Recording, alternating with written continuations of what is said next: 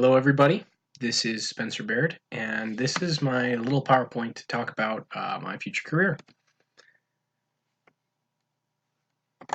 As soon as it'll... Okay, so I'm planning on being an industrial and organizational psychologist, which matches up pretty dang well with my major. I got this list of requirements from careerplanner.com. Where it talks about all the requirements I need in order to get that job, hopefully. Basically, it's all about analyzing data to be able to tell what's going to happen and when it's going to happen, being able to classify different phenomena, pick up on different patterns, select different stuff.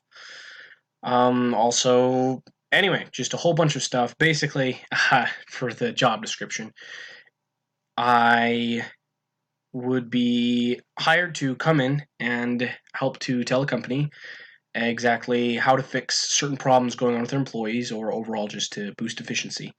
Hence all the deal with programs and stats and all that stuff. The general description for this job, including its education and what I'm doing to be able to be a better IO psychologist, is they say I need at least a bachelor's degree in order to do well at all at this, but they recommended to have at least a master's, of course, better not a doctorate. I personally will be minoring in statistics to help me have a little more credibility when I present different solutions to their problems. I'm also taking a lot of business classes so I can find out a lot about the workings of especially larger businesses. I'm also taking several psychology classes focusing on the development of the human psyche so that I can further individualize my work for the future. That's me.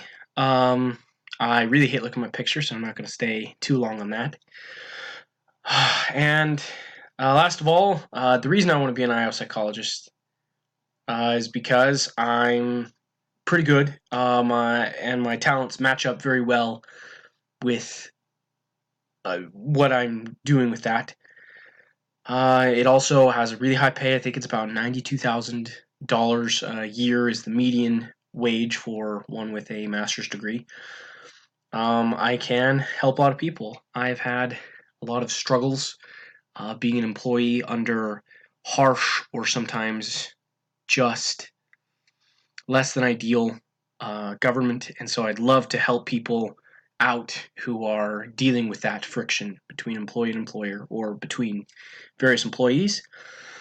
I really like making different systems. I actually design board games and such in my spare time.